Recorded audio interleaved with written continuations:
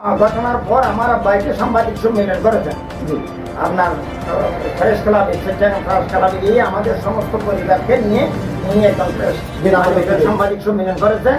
উনি বলছেন যে আমি একদম মুক্তিযুদ্ধ, আমাকে হাঁটাতে বাইকে ধরে নিয়ে গেছে, এর বড় কিন্তু আমাদেরকে মূল্যায়ন করা হচ্ছে না।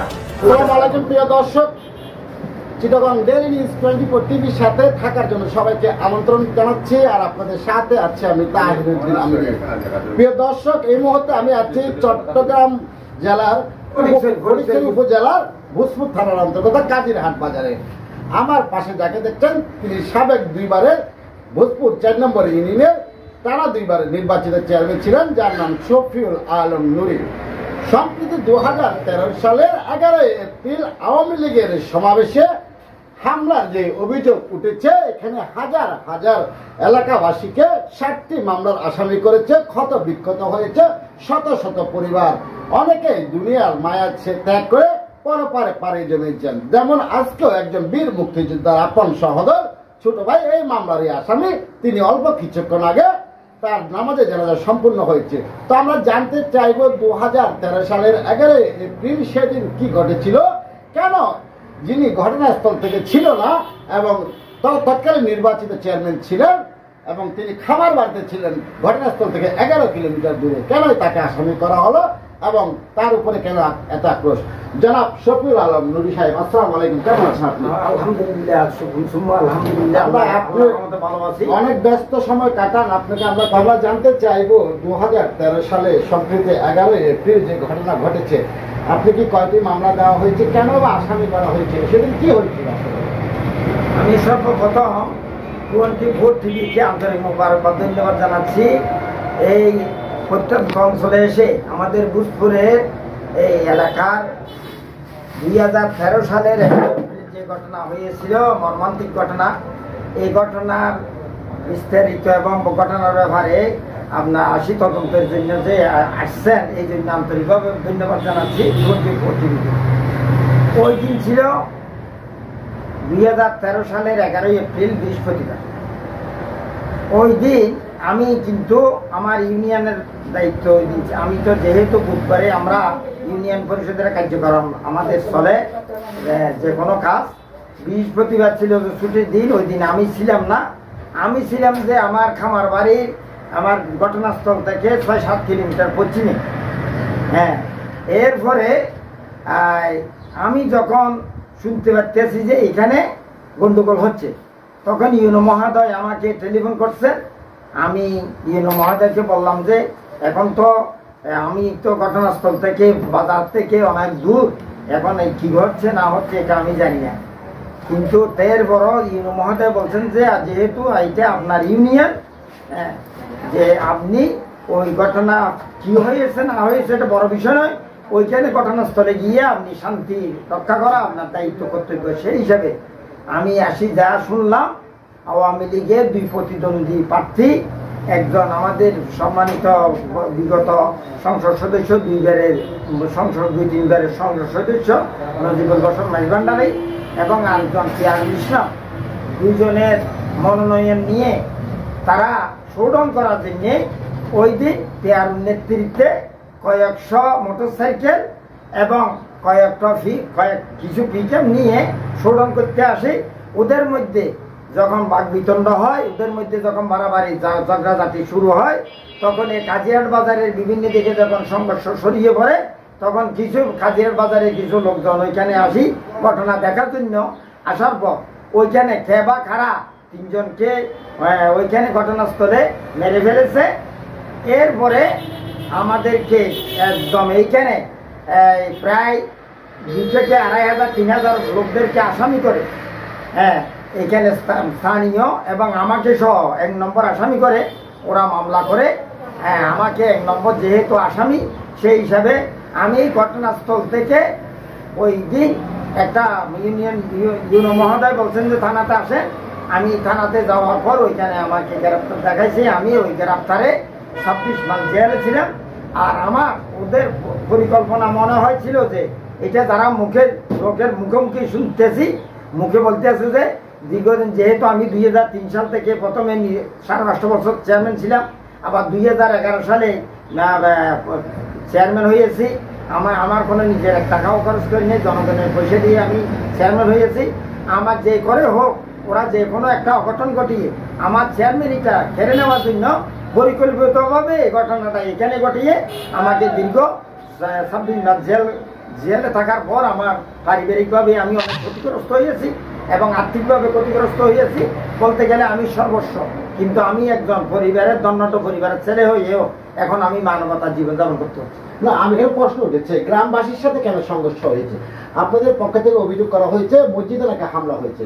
যে ওরা আসি মসজিদ এলাকায় কিছু ওরা উত্তেজনামূলক আচরণ করছে শুনেছি। ওনারা নাকি হেফাজতে ইসলামের আমির আল্লামা শফি সাহেবের বিরুদ্ধে কিছু কুৎসা ও অশালীন ভাষায় গালাগালাজ করেছে। মাওলানা মহিবুল্লাহ বাবুনগরীর ব্যাপারে গালাগালি করতেছে এবং হাফেজ জুনাইদ বাবুনগরীর বিরুদ্ধে গালাগালি করতেছে। এই গালাগালি এই করার কারণে এলাকার কিছু ছোটখাটো ছেলেরাও কিন্তু মানে উত্তেজিত হয়ে গেছে। ছেলেদের সাথে কথা কাটাকাটির এক পর্যায়ে ওরা নাকি শুনছি যে মাদ্রাসায় হামলা করছে, মসজিদে হামলা করছে, বিভিন্ন জায়গায় হামলা করছে। কয়জন মৃত্যুবরণ করেছে? তিনজন। তো 7টি মামলা কেন হলো? 7টা মামলা হয়েছে যে পুলিশে বাদী হয়ে একটা মামলা করেছে। হ্যাঁ, এরপরে 3টা লোক মারা গেছে, ওদের পরিবারের থেকে 3টা মামলা হয়েছে। এরপরে একটা ফায়ার সার্ভিসের গাড়ি পড়া গেছে, এটা সরকারিভাবে একটা মামলা হয়েছে। এই 5টা মামলা প্রাথমিক পর্যায়ে হয়েছে। যে পুলিশবাদী হয়ে যে মামলাটা করেছে ওই মামলাটার দ্বারা পরিবর্তন করে ওইখানে একটা মামলা থেকে 2টা মামলা আবার সংগঠিত মানে আপনার দ্বারা পরিবর্তনের কারণে ওইখানে 2টা মামলা হয়েছে। এই সব মিলে 7টা মামলা হয়েছে। আপনি যখন গ্রেপ্তার হয়েছিলেন টানা কয় মাস হাজতে ছিলেন? আমি তো 26 মাসের 26 মাসের। তারপর এসে আপনার যে চেয়ারম্যানের দায়িত্বে ছিলেন আপনি পদত্যাগ করেন নাই? আমি তো পদত্যাগ প্রশ্নই আসে না, আমি কেন পদত্যাগ করবো? হ্যাঁ, আমাকে বসতে দেয় নাই। তৎকালীন এমপি সাহেবের সাথে আমি যোগাযোগ করছিলাম মাইজভান্ডারির সাথে। মাইজভান্ডারি বিভিন্ন তালবাহানা করার পর বুঝতে পারলাম যে আমি যদি হাইকোর্ট থেকে কোনো রায়ও নিয়ে আসি, কোনো একটা রায়ও নিয়ে আসি, উনি আমাকে বসতে দেবেন না, বিভিন্নভাবে আমাকে হয়রানি করবে। আর এরপরে শুনতে এসেছি যে যিনি ভারপ্রাপ্ত ছিলেন উনি ওনাকে যে কোনোভাবে ম্যানেজ করে উনি ক্ষমতাতে দীর্ঘ 4.5 বছর উনি ক্ষমতা ছিলেন। ভারপ্রাপ্ত আমার অধীনস্থ দুইবারের মেম্বার ছিল আব্দুল হামিদ মেম্বার। আপনি দীর্ঘ 54 বছর জামায়াতের রাজনীতির সাথে জড়িত আছেন 52 সাল থেকে। তো আপনাদের পরিবার তো মুক্তিযোদ্ধার সপক্ষে ছিল এবং আপনার শ্রদ্ধেয় বাবা যিনি ছিলেন, আপনার বড় ভাই ছিলেন, এবং অনেকে আমরা যে গোপনে তদন্ত করতে গিয়ে শুনতে পেরেছি আপনাদের ঘটনাকে একটা মুক্তিযোদ্ধার ক্যাম্প ছিল। তারপরও আপনার উপরে কেন তৎকালীন শেখ হাসিনা সরকার এত কৃষ্ট ছিল? আমার আব্বা তো ঘটনার পর আমার আব্বা একটা সাংবাদিক সম্মেলন করেছেন। জি, আপনার প্রেস ক্লাবে, প্রেস ক্লাবে গিয়ে আমাদের সমস্ত পরিবারকে নিয়ে উনি একজন সাংবাদিক সম্মেলন করেছেন। উনি বলছেন যে আমি একজন মুক্তিযুদ্ধ, আমাকে হানাদার বাইকে ধরে নিয়ে গেছে। এরপরও কিন্তু আমাদেরকে মূল্যায়ন করা হচ্ছে না। আমি যখন মুক্তিযুদ্ধ চলতেছে আমি ক্লাস 8-এর ছাত্র, আমার বড় ভাই ক্লাস 10-এর ছাত্র। আমার আব্বা মুক্তিযুদ্ধ আওয়ামী লীগ করার কারণে উনি ননার বাড়িতে থাকতে পারে নাই, আমি আমার বড় ভাই বাড়িতে থাকতে পারে নাই। আমার আম্মা রাতের 12টা থেকে রাতে 4টা পর্যন্ত মুক্তিযুদ্ধদেরকে খাতা খাওয়াইতে হয়েছে। কারণ আমার সমস্ত মুক্তিযুদ্ধ ভোজপুরে যা ছিল সবগুলি আমার বড় ভাইয়ের ক্লাসমেট ছিল, ওনার বন্ধু ছিল। এই কারণে ওনারা আমার বাড়িতে আসতেন রাত্রে, ওনাদেরকে খানা দেওয়ার ব্যবস্থা আমি করতাম। আমার বড় ভাই এবং আমার আব্বা তখন থাকতো না, এবং আমার আব্বাকে এক পর্যায়ে হানাদার বাহিনী উঠেই নিয়ে গিয়েছিল। আল্লাহ রহমত হয়েছে, আবার আল্লাহ হায়াত দিয়েছে, বিদায় ফিরে এসেছে। আপনাকে গ্রেপ্তারের পরে নেওয়ার কথা ছিল ফটিকছড়ি থানা, না হলে সিএমপিতে নেওয়ার কথা ছিল, কিন্তু আপনাকে রাউজানের উদ্দেশ্যে কেন নিয়েছিল? এটা ওরাই জানে, আমি বলতে পারবো না রোজানে কি জন্য নিয়েছে। রোজানে যাওয়ার পর ওসি সাহেব আসি বলতেছে যে আপনি এখানে নিরাপদে থাকেন, অসুবিধা নাই। আপনি যদি অ্যারেস্ট না হইতেন তাহলে আপনার উপর সবাই ক্ষিপ্ত, আপনাকে হয়তো মানে যে কোনো একটা অঘটন ঘটতে হচ্ছে। সেই মামলা কয়দিন রিমান্ডে ছিলেন আপনি? আমি 7 দিন রিমান্ডে ছিলাম। আপনাকে কি কোনো শারীরিক বা মানসিক? কিছু মানসিক শারীরিক করেছে, যেটা মোটামুটি হয়তো সহনীয় না অসহনীয়। আমি হয়তো এক পর্যায়ে মৃত্যুবরণ করার সম্ভাবনা ছিল। এখনো আপনি হাজিরা দিচ্ছেন? হাজিরা অবশ্যই প্রতিদিন প্রতিনিয়ত হাজিরা দিচ্ছি। কিন্তু আমরা দেখেছি, চারবার যেতে দেখেছি, ভোজপুর থেকে অনেক রিক্সার চালকরা হাজিরা দিতে গিয়ে কান্নায় ভেঙে পড়েছেন, অনেকে বাড়িঘর বিক্রি করে দিয়েছেন, অনেকে কঠিন রোগে আক্রান্ত হয়ে মৃত্যুর সাথে পাঞ্জা হচ্ছেন, এনজিও থেকে লোন নিয়েছেন এই মামলা চালাতে গিয়ে। এখন তো একটা নিরপেক্ষ সরকার আছে, এই সম্প্রীতি তত্ত্বাবধায়ক সরকারের মতো।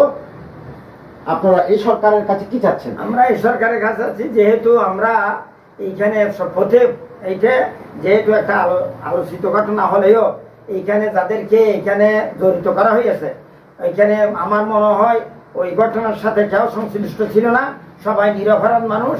এইখানে কারো এই ব্যাপারে কোনো মোটামুটি ওরা এইখানে থাকার প্রশ্নে নেই। ওরা বিভিন্ন ওরা বাড়ি এখান থেকে হয়তো এখান থেকে বাগান বাজারে অনেক আসামিকে বাগান বাজার আবদুল্লাপুর থেকে বাগান বাজার পর্যন্ত আসামি করা হয়েছে। এটা সম্পূর্ণ রাজনৈতিক একটা উদ্দেশ্য প্রণোদিত। এটা জামাত ইসলামী এবং বিএনপিকে মানে নিঃস্ব করার জন্য, ধ্বংস করার জন্য একটা পায়তারা করছে, ওদের একটা পায়তারা। এবং এইখানে ওরা এলোভাতারি ভাবে সাধারণ মানুষ সহ, রিক্সাওয়ালা ভ্যান গাড়ি সহ, তারা দিনে আনি দিনে খায়, ওদের সহ আসামি করে একটা ভীতিকর সৃষ্টি করে এইখানে ওরা রামরাজত্ব করার জন্য এটা পরিকল্পিতভাবে এই ঘটনাটা করাইছে। নির্বাচন করবেন কিনা এটা জনগণের ব্যাপার। আমি নির্বাচন নিজে করি না, জনগণের ধরায়, জনগণের পয়সা দেয়, বড় দেয়, এটা জনগণের ব্যাপার। জনগণের যদি আল্লাহ হয় এত বাঁচিয়ে রাখে তাও, এটা আমার কোনো সিদ্ধান্ত নাই। আমি নির্বাচনের তফসিলের একদিন আগো আমি নির্বাচন করবো কিনা এটা আমার কোনো সিদ্ধান্ত থাকে। আমরা অনেক চেয়ারম্যান দেখেছি যাদের অনেক ব্যাংক ব্যালেন্স, বিশাল বিশাল মার্কেট, 5 বছর ক্ষমতা দেখে, কিন্তু আপনি 2003 সাল থেকে টানা 8 বছর ছিলেন এবং 8 বছর না, আমি প্রায় 15-16 বছর শপথের চেয়ারম্যান ছিলেন। আবার 2017 পর্যন্ত গত আওয়ামী লীগ সরকারের আমলেও আপনি নির্বাচিত চেয়ারম্যান ছিলেন। তো আপনার গ্রামের বাড়ি দেখলে মনে হয় মানে আপনার অনেকে করে এটা আমার পৈতৃক বাড়ি, আমার দাদার দেওয়া বাড়ি, এটা জোরে জোরে করতে ভেঙে ভেঙে ভরে যাচ্ছে। আমি কার টাকা দিয়ে করবো, যেহেতু আমার ব্যবসা যেটা ছিল এই ব্যবসা আমার ধ্বংস করে দিচ্ছে। আমরা তো দর্শক শুনছিলেন 2013 সালের 11 এপ্রিল যে ঘটনা ঘটেছে, অতি উৎসাহিত কিছু প্রশাসন, অতি উৎসাহিত কিছু আওয়ামী লীগ এবং আওয়ামী লীগের দু গ্রুপের কোন্দলের কারণে তাদের যখন কোন্দল শুরু হয়, মারামারি সংঘর্ষে জড়িয়ে পড়ে, তখন এলাকাবাসীর উপরে হামলা চালায় দুপক্ষে। হামলার কারণে অনেকেই মসজিদে গিয়ে আশ্রয় পায়নি, সেখানেও হামলা করা হয়েছে অভিযোগ তোলে। এক পর্যায়ে গ্রামবাসী এটাকে প্রতিরোধ করার চেষ্টা করলে সংঘর্ষে আরো ক্ষিপ্ত হয়, 3 জন মৃত্যুবরণ করেন। এখানে মামলা বাণিজ্য হয়েছে বলে অনেক অভিযোগ করেছে। এই মামলা বাণিজ্য হয়েছে এবং যাদেরকে গ্রেপ্তার করা হয়েছে, সবচেয়ে আলোচিত ব্যক্তি যিনি টানা 15 বছর প্রায় নির্বাচিত চেয়ারম্যান ছিলেন, বিপুল ভোটে জয় হয়েছিলেন, শফিউল আলম নুরি সাহেব, যিনি একজন মুক্তিযোদ্ধা পরিবারের সন্তান, যাদের করে মুক্তিযোদ্ধা ক্যাম্প ছিল, তাকেও আর মামলা থেকে রেহাই দেয়নি। তাকে রিমান্ডের নামে অমানবিক নির্যাতন করেছে বলে তিনি আজকে মুখ খুলেছেন। এতদিন তিনি মুখ খুলেননি এবং কাউকে কিছু বলেননি। তারপরে মর্মান্তিক যেগুলো স্মরণকালে নজিরবিহীন তাকে টর্চার সেলের মতো জায়গায় নিয়ে তাকে নির্যাতন করা হয়েছে। অনেকে দুনিয়ার মায়া ছেড়ে ত্যাগ করেছেন ক্ষত বিক্ষত জীবন নিয়ে, পঙ্গুত্ব জীবন নিয়ে। আমরা চাই এই মামলা সুষ্ঠু তদন্ত করা হোক, পূর্ণ তদন্তের মাধ্যমে এই ঘটনা যারা ঘটিয়েছে তাদেরকে মামলার আওতায় আনা হোক। শফিউল আলম নুরি দাবি করেছেন যারা ক্ষতিগ্রস্ত হয়েছে তাদের ব্যাপারে তাদের জামাত ইসলাম বাংলাদেশ ফান্ড থেকে তারা অনেক সাহায্য করে আসছে, আগামীতে তাদের পাশে থাকবে। তারা চায় না প্রতিহিংসা রাজনীতি। তারা বলেছে যারা আওয়ামী লীগ, সত্যিকারের আওয়ামী লীগকে ভালোবাসে, যারা আদর্শ আওয়ামী লীগ করেছে, তারা এখানে গ্রামে রয়ে গেছে। যারা দুর্নীতির সাথে জড়িত, এলাকায় মানুষের উপরে স্টিম রোলার চালিয়েছে, তারা ভয়ে পালিয়ে গেছে। অক্ষত রয়ে গেছে ভোজপুর প্রশাসন, থানা অক্ষত রয়েছে, ইউনিয়ন পরিষদ অক্ষত রয়েছে, পুরো মন্দির পোড়া হয়নি এবং সবকিছু তারা উন্মুক্ত আছে, তারা পাহারা দিয়েছে। তারা একটি শান্তি বাংলাদেশ গড়ার লক্ষ্যে সবাইকে এগিয়ে আসার জন্য আহ্বান করছে। ভালো থাকবেন, সুস্থ থাকবেন। আমরা চাই দল যার যার সমাজের মধ্যে সম্প্রীতি বজায় থাকুক, অসাম্প্রদায়িক বাংলাদেশ গড়ে উঠুক। ভালো থাকবেন, সুস্থ থাকবেন। তাহিরউদ্দিন আমিরি, চিটাগং ডেইলি নিউজ 24 টিভি, চট্টগ্রামের ফটিকছড়ি, ভোজপুর, কাজিরহাট থেকে।